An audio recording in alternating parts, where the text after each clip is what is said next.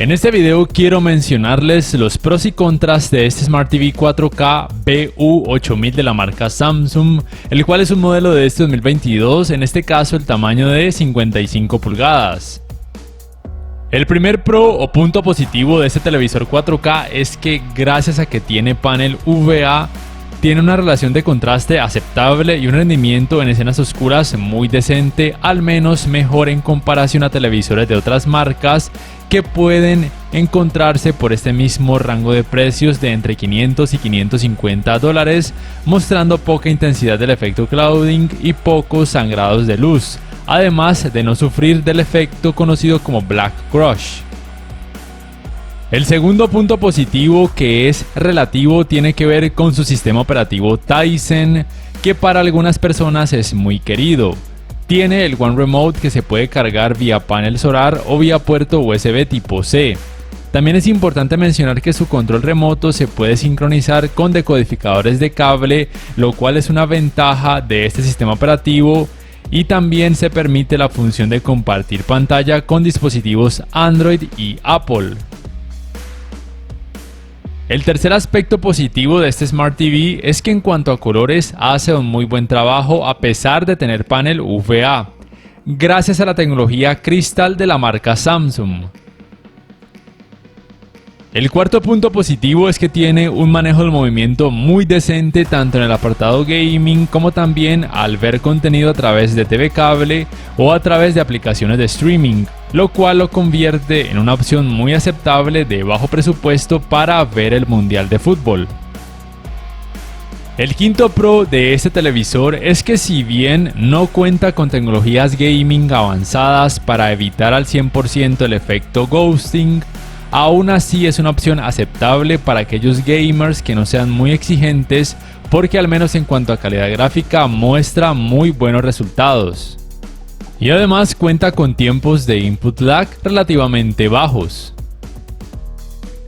El sexto pro de este Samsung BU8000 es que tiene una uniformidad de colores grises decente con muy poco efecto de pantalla sucia, con lo cual eso no será un problema, por ejemplo, a la hora de ver deportes.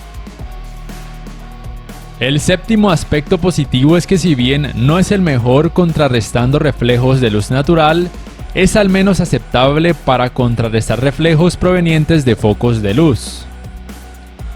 El octavo punto positivo es en cuanto a su diseño ultra delgado, que para algunas personas es muy llamativo y elegante a pesar de ser un televisor de gama baja, y además sus bases pueden ser graduadas en cuanto a dos alturas. El noveno pro de este televisor es que tiene un escalado de imagen bueno a partir de 1080p o Full HD. Recuerden que ningún televisor 4K actual, ni siquiera aquellos de gama alta, mostraría resultados en 4K cuando la resolución del contenido sea demasiado baja. Y como punto neutro podríamos decir que en cuanto a las entradas tiene prácticamente lo mismo que tiene la mayoría de televisores de gama baja, tanto de esta marca como de otras marcas, incluyendo por supuesto 3 puertos HDMI 2.0. En cuanto a los contras que posee este televisor serían los siguientes. Primero es que no tiene buenos ángulos de visión por el hecho de tener panel VA.